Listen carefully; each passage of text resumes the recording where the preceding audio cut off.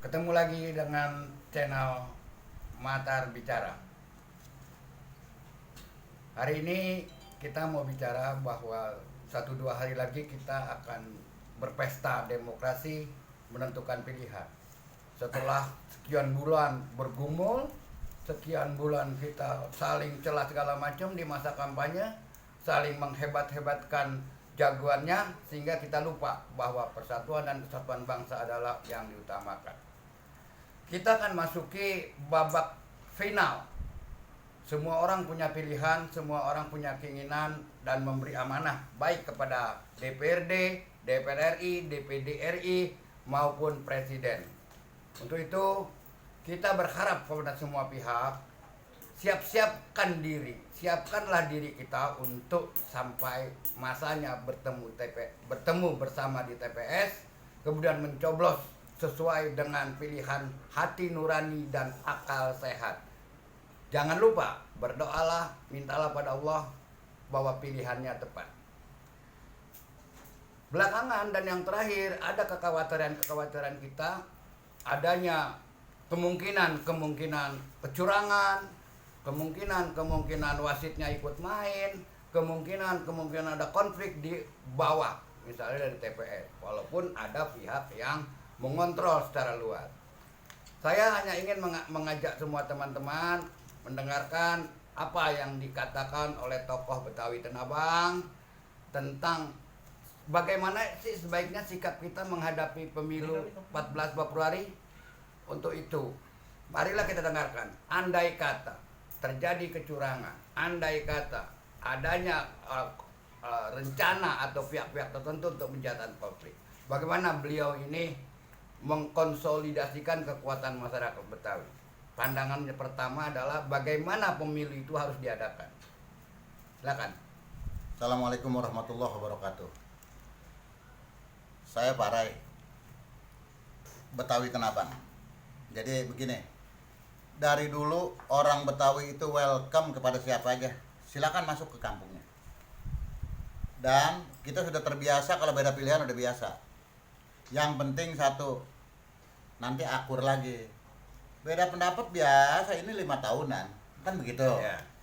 Dan kepada siapapun peserta kontestan, baik DPRD, ya kan, DPR, DPD dan Presiden, siapa aja yang menang itu semua presiden kita nantinya, kan begitu. Ya. Tapi dengan catatan jangan curang. Kalau curang kita nggak akan terima. Tuh, kalau curang ya kita siap menghadapin apapun, Ya. kan begitu. Ini cuman sebuah himbauan doang gitu. Artinya bagaimana? Udah nggak ada zaman bermusuh-musuhan lagi. Yang ada, ayo kita jaga ini pemilu supaya damai, tentram dan suasananya kondusif. Kedua, ayo kita jaga sama-sama siapapun yang dijagokan, mohon kepada Allah. Karena kalau kita curang, urusannya bukan sama manusia lagi, kepada Allah Subhanahu wa taala nantinya.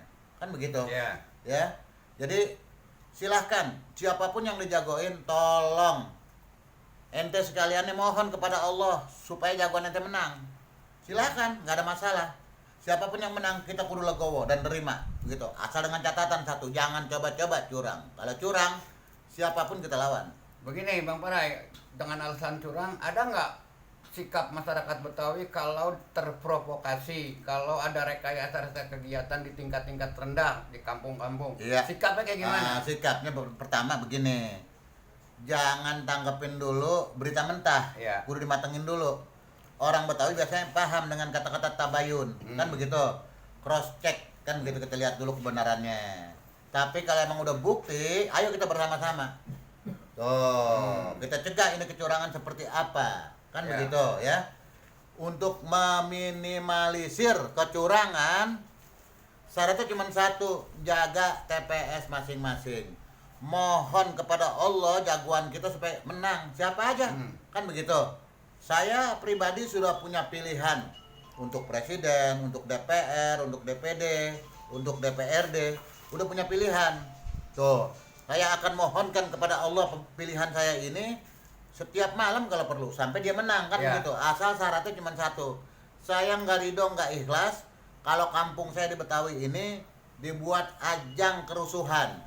yang terprovokasi, ya kan? Istilahnya Ya. dapat berita mentah terus ditelan mentah-mentah juga Ya, kan begitu. ya. Nah, ini jangan kalau sampai jangan. Kalau sampai gitu. ada ternyata 1-2 kejadian, sikap masyarakatnya gimana? Ya, pertama urusan kalau orang Betawi itu paling gampang, urusan gede kita kecilin, urusan kecil kita habisin. Iya. Kan begitu aja, kita mohon maafin kan gitu. Hmm.